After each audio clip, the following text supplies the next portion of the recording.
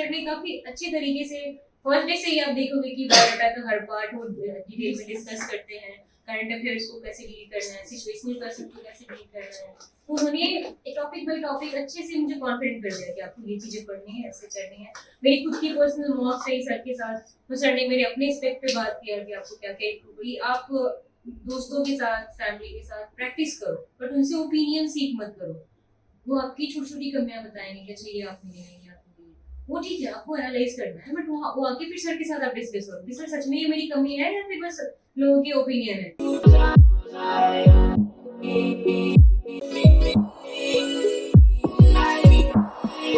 बारे में बताना चाहूंगी, मेरा नाम आरती है, मैं पटना से हूँ और ये तीसरी बार मैंने बीपीएससी क्लियर किया है और मुझे बिहार प्रशासनिक सेवा इस बार मिली है। तो बस अपने सफर के बारे में थोड़ी बताऊंगी, थोड़ी आपसे बातचीत हो जाएगी, यही है।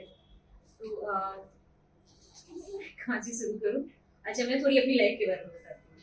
तो मैं बिहार से हूँ, एक छोटा सा गांव है बाढ़, वहाँ से ये पटना डिस्ट्रिक्ट में पड़ता है। और मेरी पढ़ाई भी वहीं से हुई है। मैंने गवर्नमेंट स्कूल में पढ़ाई की है 9th तक। उसके बाद पटना वुमेन्स कॉलेज से मैंने कॉमर्स में ग्रेजुएशन किया। फिर उस दौरान ही मेरी थोड़ी खेल की जर्नी रही है। शूटिंग मैंने किया था, राइफल शूटिंग, मैंने नेशनल तक मेडल भी जीता। बट फिर आप देख सकते हो भाई वो विजन की थोड़ी इशू आ गई थी, तो मैं उसे कंटिन्यू नहीं कर पाई। बट उस दौरान मुझे बहुत सारे लोग मिले जो ऑफिसर्स थे, जिन्होंने मेरी हेल्प की, और उन्हें देखकर मुझे लगा कि मुझे भी ऐसा बनना है। एक रेफरेंस ग्रुप आपने सुना होगा कि जो आपको इंस्पायर करते हैं कि ऐसा आपको बनना है। तो वो चीज मुझे, वो इंस्पिरेशन उस टाइम के मिली लोगों से मिलकर। और फिर मेरा था कि मुझे एडमिनिस्ट्रेशन में आना है। फिर मेरी ग्रेजुएशन के बाद यहाँ की सफर शुरू हुई। और सच कहूँ तो मुझे लगा था मैं आऊंगी दिल्ली, 1-2 साल में क्लियर हो जाएगा सब, एकदम अच्छी लाइफ होगी। पर यहाँ जब आई तो मुझे रियलिटी ने थोड़ा हिट किया। बहुत कंपटीशन है, बहुत पढ़ाई करनी है, और आप ये श्योर नहीं हो सकते कि आपको सक्सेस अभी मिल जाएगी। बट हाँ, आप ये श्योर हो सकते हो कि अगर आपको खुद पे भरोसा है तो आपको सक्सेस जरूर मिलेगी, इतना मुझे लगा। फिर मैंने यूपीएससी की भी दो तीन अटेम्प्ट दिए थे मैंने, और मेरा इवेंचुअली प्रीलिम्स भी क्लियर नहीं हो रहा था।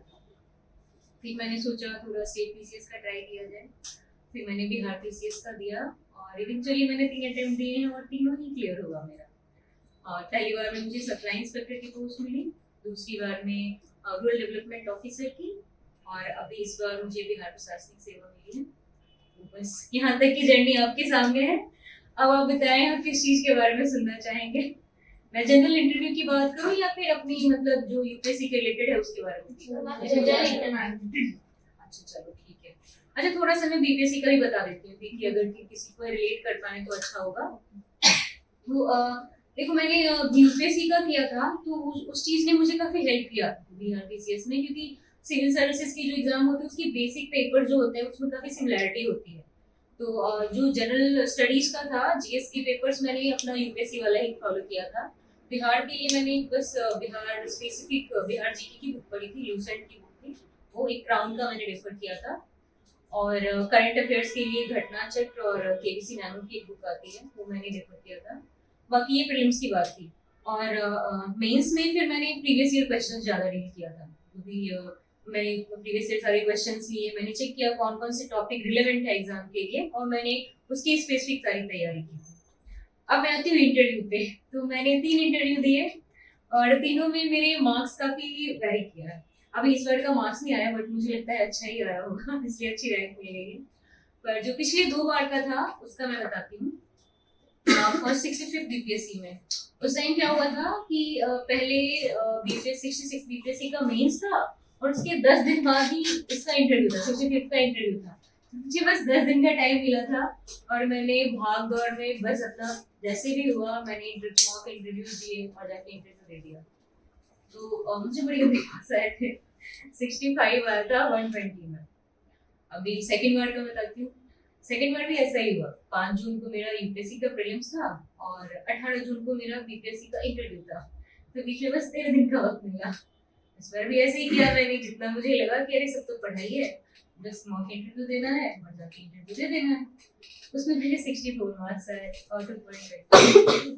फिर इस बार क्या हुआ, मैंने ये एग्जाम का जो बीपीएससी दिया था उसके मेंस के रिजल्ट का मैं काफी टाइम से वेट कर रही थी। दिसंबर में ही मेंस हुआ था, बट रिजल्ट आया नहीं था। इसी बीच मैंने यूपीएससी का ईपीएफओ का पेपर दिया, तो उसका मेरा रिटन एग्जामिनेशन हो गया और उसका भी इंटरव्यू होना बाकी था। फिर मैंने सोचा इस बार तो मैं थोड़ा तसल्ली से प्रिपेयर करके देती हूँ।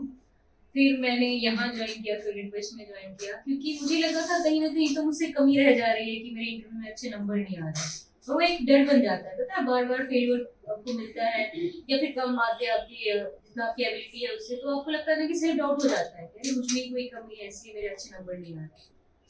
फिर मैंने यहाँ ज्वाइन किया और यहाँ मुझे एक प्रॉपर गाइडेंस मिला कि मुझे कैसे प्रिपेयर करनी चाहिए थी, और उसने मुझे लगता है काफी हेल्प किया है। तो मैं इंटरव्यू का बताना चाहती हूँ मैंने इस बार कैसे प्रिपेयर किया था।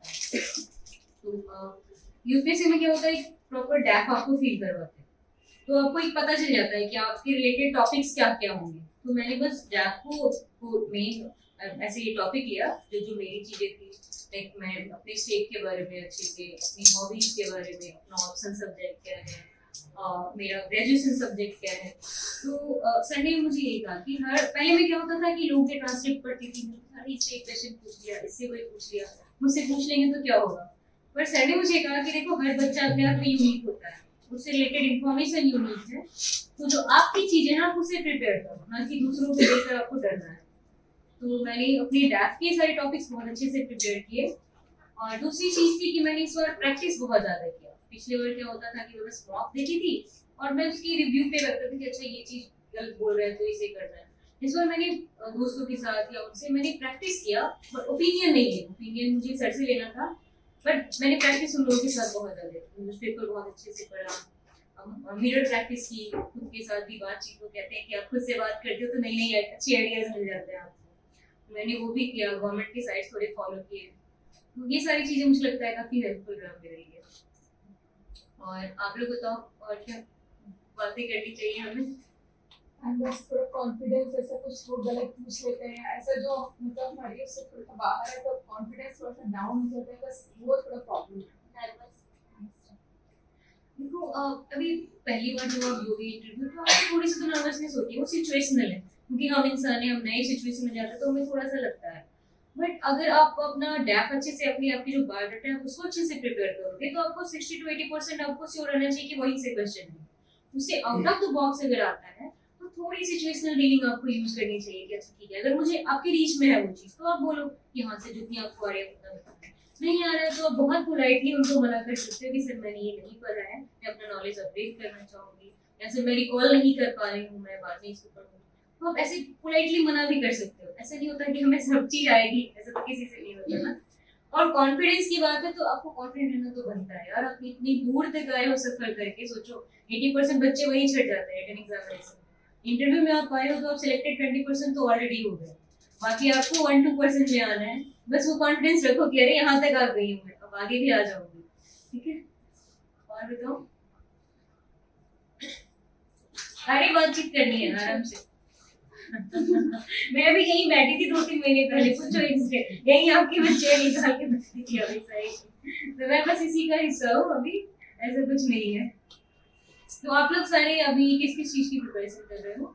ABS private teacher. अच्छा, आपके इंटरव्यू यूपीएससी एलयू। अच्छा, कोई यूएयू के भी है यहाँ पे? अच्छा, यूएयू के भी। अच्छा, तो बताओ क्या क्या बताओ। और जब ये बोलना स्टार्ट करते हैं तो वॉइस बिल्कुल नॉर्मल होती है, लेकिन लास्ट में जाते जाते वो बिल्कुल चेंज हो जाती है, घबराहट आ जाती है उसमें। अच्छा, आप इसके लिए ना मिरर प्रैक्टिस कर सकते हो। पहले तो आप बैठो आईने के सामने, खुद से बात करने की कोशिश करो, और हो सके तो उसे रिकॉर्ड कर लो। रिकॉर्ड करके आप सुनो कि आप वॉइस मॉड्यूलेशन कर पा रहे हो या नहीं। या फिर ऐसे कर सकते हो, आपके दोस्त होंगे, जान पहचान किसी फैमिली मेंबर होगा, उसे 10 क्वेश्चन लिख कर दे दो, आप बोलो उन्हें पूछने के लिए थोड़ी दूर पे बैठ के, तो आप पता चलेगी कि आपकी वॉइस अच्छी रह पा रही है नहीं रह पा रही है। उसे रिकॉर्ड करके आप सुन सकते हो। ऐसे आप एक दिन करोगे तो थोड़ा एहसास नहीं होगा, पर ये कंटिन्यूअस करोगे आप 15 दिन 1 महीने तो डेफिनेटली चेंज होगा। क्योंकि मेरी खुद की मैं बताती हूँ, मेरी वॉइस इतनी धीमी थी ना, मैं वहां बैठ के बोलती थी तभी मेरी आवाज नहीं आती थी। सर मुझे बोलते थे जोर से बोलो आरती, जय माता दी नहीं बोलना है, जोर से बोलना है। तो मैं बस वो धीरे धीरे प्रैक्टिस करके फिर 1-1.5 महीने में मेरी भी सुधर गई। अभी तो जा रही है ना आवाज सबके पास। देखो मेरे कुछ चेंजेस आए तो आप में भी वो आएंगे, तो थोड़ा प्रैक्टिस करना है ना। और कॉन्फिडेंस बिल्डिंग के लिए कुछ कॉन्फिडेंस बिल्डिंग के लिए पहले तो एक चीज जो सर बोलते हैं मुझे वो काफी सही लगता है कि आप दोस्तों के साथ फैमिली के साथ प्रैक्टिस करो, बट उनसे ओपिनियन सीख मत करो। वो आपकी छोटी छोटी कमियां बताएंगे कि अच्छा ये आप मिले हैं, ये आप मिले, वो ठीक है आपको एनालाइज करना है, बट वो आके फिर सर के साथ आप डिस्कस करो कि सर सच में ये मेरी कमी है या फिर बस लोगों की ओपिनियन है। तो वैसा सबको सब कुछ नहीं लेना है, गैदर नहीं करना है। जो जो आपको लग रहा है कि हाँ ये चीज आपको सच में है, ये जैसे आपने बोला कि वॉइस की दिक्कत है, तो वो प्रिपेयर करना है, उन चीजों पे ध्यान देना है, वहां से आपकी कॉन्फिडेंस आती रहेगी। और आप ये जो डेली वाला प्रैक्टिस है ना, ये करना, आधे घंटे टाइम निकालो बट डेली प्रैक्टिस करो, वो काफी अच्छा आपको फिर फील करवाएगा। एट द एंड कि आप वीक में एक बार बस मॉक दे रहे हो, तो फिर वहां जाके तो आपको बस ओपिनियन ही मिलनी है। डेली प्रैक्टिस तो आपको रोज वाला ही होगा ना, तो रोज का थोड़ा थोड़ा टाइम निकाल के आप प्रैक्टिस करो और अपनी बायोडाटा बहुत अच्छे से प्रिपेयर करना, क्योंकि जनरली क्वेश्चंस वहीं से आते हैं। अब तो हर किसी से लोग पूछेंगे, आप में जो यूनिक दिखेगा आपसे ही वो तो पूछेंगे ना। तो आपकी जो अपनी स्ट्रेंथ है आप उस पर बहुत अच्छे से फोकस करो, और वीकनेस है उस पर काम तो करना ही है। और आप लोग टीचर बनने वाले हो, बताओ आगे मुझे आप लोग को बोलना चाहिए था, आप लोग से पूछना है आके मुझे बताओ। मैम आपका एक्सपीरियंस कैसा था यहाँ पर करियर ट्विस्ट? ये बात है, मैं सच बताऊं तो मैं बहुत थैंकफुल हूँ सर की, क्योंकि मेरी खुद की कॉन्फिडेंस बहुत डाउन हो गई थी। पिछले 2 बार से मेरे अच्छे नंबर नहीं आ रहे थे, तो मुझे लग रहा था पता नहीं क्या है, इंटरव्यू अच्छा जा रहा है, वहाँ बोर्ड में देखी थी सारे स्माइली करते रहते थे, वो बताते नहीं आपको वहाँ पे कि आपकी बहुत गंदी जा रही है, वो बस नोट करते हैं। अच्छा बेटा तुम्हें बताऊंगा मैं बाद में नंबर देंगे। तो बस 2 नंबर मेरे अच्छे नंबर नहीं आए थे, तो मुझे लगा इसमें मैं करूँ क्या आखिर। फिर मैं यहाँ आई और सर ने काफी अच्छे तरीके से, फर्स्ट डे से ही आप देखोगे कि बायोडाटा का हर पार्ट वो डिटेल में डिस्कस करते हैं, करंट अफेयर्स को कैसे डील करना है, सिचुएशनल पर्सन को कैसे डील करना है। तो उन्होंने टॉपिक बाय टॉपिक अच्छे से मुझे कॉन्फिडेंट कर दिया कि आपको ये चीजें पढ़नी है, ऐसे करनी है। मेरी खुद की पर्सनल मॉक्स रही सर के साथ, तो सर ने मेरे अपने एस्पेक्ट पे बात किया कि आपको क्या क्या इम्प्रूव करने की जरूरत है। मैं सच बताऊं तो ये इंटरव्यू के पहले क्या हुआ बताती हूँ, मैं बड़ी सारी जगह मॉक दिए मैंने, तो अलग अलग चीजें मुझे सबसे मिली। कुछ कह रहे थे इस बार देखो 10 मिनट का बीपीएससी बस इंटरव्यू ले रहा है, पता नहीं क्या पूछ रहा, नंबर गंदे दे रहा है। थोड़ा डर गई। एक जगह मैं गई तो सर कह रहे अरे ऑप्शनल वाले सोशियोलॉजी वाले को अच्छे नंबर नहीं मिले इस बार, तो मुझे वहां से डर आ गया। तो मैंने सोचा मैं इसको कैसे डील करूँ, मैं लास्ट में बहुत नर्वस हो रही थी। तो मैंने यहाँ बात की और मैंने कहा कि मुझे लास्ट इंटरव्यू सर को देनी है। फिर मैंने सर को लास्ट इंटरव्यू दिया और सर ने कहा कि डर क्यों रहे हो तुम, तुम्हें हुआ क्या है, इतना अच्छा करते करते ये कहाँ से आ गई नर्वसनेस तुम्हें। मैंने सर को बताया सर मुझे बड़े सारे ओपिनियंस मिल गए। फिर सर ने मुझे कहा कि अरे खुद को आईने में देखो, you have the ability and you are going to achieve it, क्यों डर रहे हो। बिल्कुल नहीं डरना, बस कॉन्फिडेंस के जाओ और डिलीवर करके आओ। तो फिर मुझे बहुत काम आया। मुझे लगता है कांस्टेंट गाइडेंस आपको सर से मिल जाता है। इवन आपको यहाँ तक कि ड्रेस सिलेक्ट करनी है, आप उसके बारे में भी सर से पूछ सकते हो, वो उसमें भी आपकी हेल्प कर देते हैं। तो ये बहुत बड़ी चीज है, क्योंकि हमें देखो नॉलेज तो हमारे पास होता ही है, छोटी छोटी गाइडेंस की हमें जरूरत होती है, और वो गाइडेंस यहाँ से आपको बहुत मिल जाएगी, इसके लिए आप निश्चिंत है। तो ये बहुत अच्छी चीज है। और तुम आंसर बिल्डिंग के लिए कोई ट्रिक? आंसर वो एक्सप्रेस अच्छा ये 2 मेरा प्रोसेस रहता है। एक तो है ना कि आपको क्वेश्चन, मतलब मैंने क्या किया था कि जो यूपीएससी का प्रीवियस ईयर का ट्रांसक्रिप्ट था मैंने उसको पढ़ा, और जो जो टॉपिक मुझसे रिलेट कर पा रहे थे, जैसे मेरी हॉबीज है, स्केचिंग है, राइफल शूटिंग है और मैं हिंदी पोएट्री भी, तो मैंने देखा कि इससे रिलेटेड क्या क्या क्वेश्चंस पूछे गए हैं। फिर मैंने उन सारे क्वेश्चंस को प्रिपेयर किया और उससे सोचा कि मैं कैसे इसका आंसर बना सकती हूँ। मैंने पूरे आंसर नहीं लिखे, उसके कीवर्ड्स लिखे कि इस आंसर में मैं ये ऐड कर सकती हूँ। उसके बाद मैंने ये प्रैक्टिस, जो डेली वाला प्रैक्टिस था, उसमें मैंने आंसर फॉर्मेशन की कोशिश की। अब सेम क्वेश्चन को आप अगर 4 बार आंसर करने की कोशिश करोगे तो लास्ट में जाके आपको एक कंक्रीट आंसर तो मिल ही जाएगा और वो आपके माइंड में रह जाता है। ऐसे आप सोचो 1 महीने में अगर प्रैक्टिस करते हो, 1 महीने में 30 दिन होते हैं, 30 दिन में 10 क्वेश्चन डेली किया, 30 हो गए। कितने क्वेश्चन है? क्वेश्चन नहीं, मैं बोल रहा टाइम उतना मिला ही नहीं है, सिर्फ 13 दिन ही मिले हैं। अच्छा तो अब मेरे वाले हाल में हो पुराने वाले। वो यही डिलेमा है, क्योंकि अगर हमारे पास कुछ 1 महीना होता तो हम अच्छे से उसको ऐसा कॉन्फिडेंस आ जाता है, हाँ। खा कर सकते हैं। लेकिन अभी लेकिन 30 डेज है तो उसमें पूरा डू और डाई वाला ऐसा है कि क्या डिलीवर होगा, हम क्या सोच के जा रहे हैं, क्या डिलीवर हो जाएगा, कुछ गलत तो नहीं हो जाएगा, वो एक रहता है। क्या आंसर हमारा जो हम वर्ड्स बोलना चाह रहे हैं उसके लिए क्या निकलेगा, ये रहता है। तो अभी आप क्या कर सकते हो ना, एटलीस्ट आप वो कीवर्ड लिखना स्टार्ट करो, या आप आंसर में क्या क्या डिलीवर कर सकते हो। आपकी कुछ तो फोकस एरियाज होंगे, लाइक आपकी हॉबीज होगी, आपकी ग्रेजुएशन सब्जेक्ट होगी, मास्टर की सब्जेक्ट होगी, तो आपकी वो मेन एरियाज है। उस एरियाज के आपको लगता है जो एक होता है ना कि ये क्वेश्चन इस टॉपिक से रिलेटेड क्वेश्चन मुझे पूछा जा सकता है, तो आप उन एरियाज को अच्छे से प्रिपेयर करो।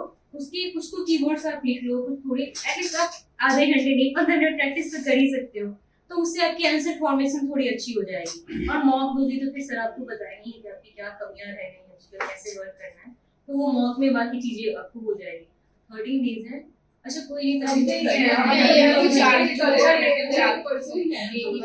अरे ऑल द बेस्ट, कोई बात नहीं, जब जितना अब तक किया है उस पर कॉन्फिडेंस होके जाता है कि हाँ मेरा है इतना करियर है। कॉन्फिडेंस तो है, लेकिन ना एक टाइम के बाद वो कॉन्फिडेंस ना ऐसे होने लग जाता है, एंग्जाइटी थोड़ी आने हाँ लगती है। एंग्जाइटी हो जाती है जब वो कुछ ना ऐसा इररिलेवेंट टॉपिक से ऐसे कुछ पूछते हैं, तो वो थोड़ा एक शेक हो जाता है कि यार अब क्या बोलना है, क्या अरे कोई नहीं, उसमें बस पोलाइटली आपको बोलना है कि सर ये मैंने अभी तक पढ़ाई नहीं की है, मैं आगे इस पे नॉलेज मैं गेन करना चाहूंगी, या फिर मैं रिकॉल नहीं कर पा रही हूँ, अच्छे से जवाब देंगे। वो भी उन्हें भी पता होता है कि मैं क्या रिलेवेंट पूछ रहा हूँ और क्या रिलेवेंट नहीं पूछ रहा हूँ, वही बस आपकी चेक करते हैं कि आप कैसे उसे हैंडल कर पाते हो। एक्चुअली वो एक्सपेक्ट नहीं करते कि आपको 100 to 100% आंसर देना ही है, बल्कि वो आपसे एक्सपेक्ट करते हैं कि आप कैसे डील करते अगर हो। ऐसा भी होता है कि जैसे हमने कुछ आंसर स्किप कर दिए, हमें नहीं दे रहा है आंसर, तो क्या उसके मार्क्स कट जाते हैं? बिल्कुल नहीं, मुझे नहीं लगता उसके मार्क्स कटते हैं। जो हमारा बॉडी लैंग्वेज है, जो हमारे फेस पे दिखता है, मोस्टली उस चीज का एग्जैक्टली, और तो प्रेजेंटेशन कैसा है वो ये देखते हैं, क्योंकि नॉलेज की एग्जामिनेशन मुझे लगता है रिटर्न तक बहुत अच्छे से वो कर लेते हैं, तभी तो आप यहाँ तक आए हो। यहाँ आपकी पर्सनालिटी को क्या बोलते हैं, पर्सनालिटी टेस्ट है, थोड़ी बोलते हैं नॉलेज टेस्ट है, तो फिर क्यों डरना है। पर्सनालिटी टेस्ट, आपकी पर्सनालिटी आपको दिखानी है, आपकी स्ट्रेंथ क्या क्या है, वीकनेस थोड़ी दिखाना है उन्हें, तो अपने पास रखना है, तो बस उस पर ध्यान देना है। और आप बस ये कॉन्फिडेंट रखना है कि आप कर पाएंगी, ये बहुत बड़ी चीज होती है।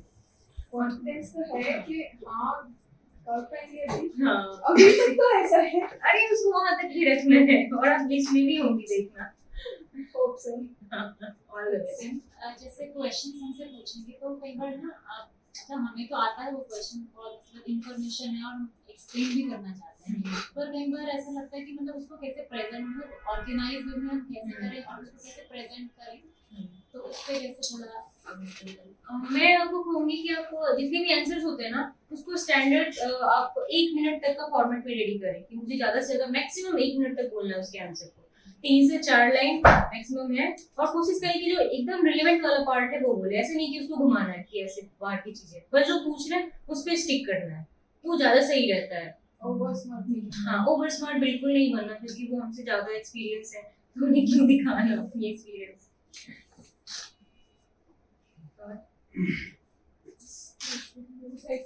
मेरा पर्सनल लैंग्वेज मैटर करती है।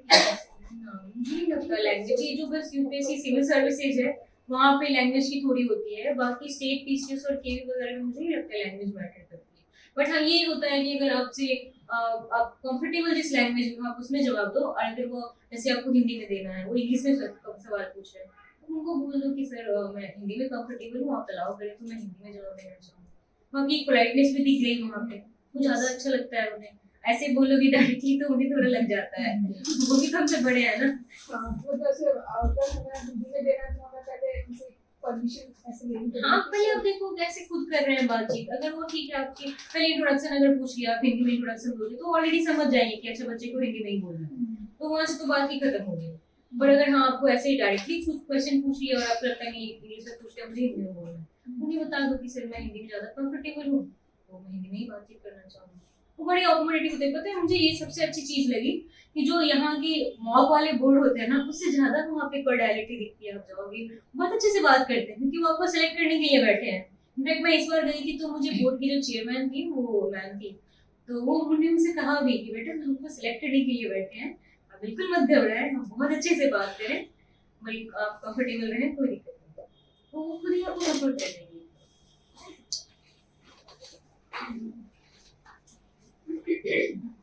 विदा लें आपसे। परसों तक कितना ही कॉन्फिडेंस रहना चाहिए।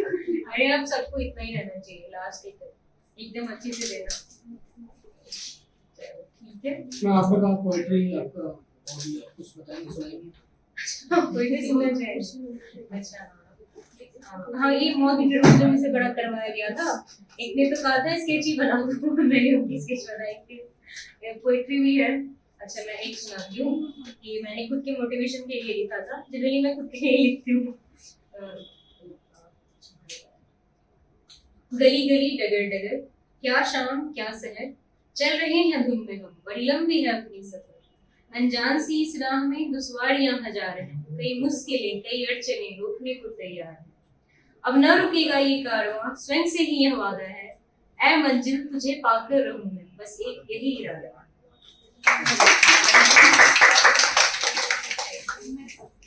मैम जैसे आप बोल रहे हो कि आप बायोडाटा में जो हॉबीज लिखते हो उससे रिलेवेंट वो क्वेश्चंस करते हैं, तो जैसे मेरी हॉबीज है कि मैं वो क्रिकेट देखना पसंद करती हूँ, तो मतलब क्रिकेट मतलब इसमें से काफी क्वेश्चंस निकल सकते हैं, तो कितना पढ़ूं, मतलब इतना कभी तो ऐसे होगा कि मुझे वो क्वेश्चंस कर ले और मुझे आंसर ना आए। तो कोई बात नहीं, हम बता सकते हो कि मुझे नहीं आ रहा है। और जो पता है अभी सबसे ज्यादा क्या होता है कि दो चीजों से वो ज्यादा पूछते हैं। एक तो जो बेसिक फैक्ट्स होते हैं, क्रिकेट सब क्रिकेट है, मेरा राइफल शूटिंग था, तो जो बेसिक फैक्ट्स है से पूछेंगे आपको कितने प्लेयर्स है टीम में, इतना तो पता होना ही चाहिए कि बेसिक रूल्स रेगुलेशन थोड़ा सा पढ़ लो। और दूसरा कि करंट में क्या चल रहा है, अभी वर्ल्ड कप चल रहा है तो वर्ल्ड कप में इंडिया की क्या हिस्ट्री रही है, अभी कितने मैच इंडिया ने जीते, कौन से प्लेयर्स टीम में है, तो ये सारी चीजें थोड़ी नॉलेज आप रखते हैं। और अगर एक्स्ट्रा कुछ पूछ लिया कि अरे आपको खेल में रुचि है, बाकी खेल को क्यों नहीं बढ़ावा दिया जा रहा, सिर्फ क्यों लाइमलाइट में रहता है, ये सारी थोड़ी ऑफ बीट क्वेश्चंस भी प्रिपेयर करें, इतना काफी है। ठीक है फिर, ऑल द बेस्ट आप सबको। Thank thank you.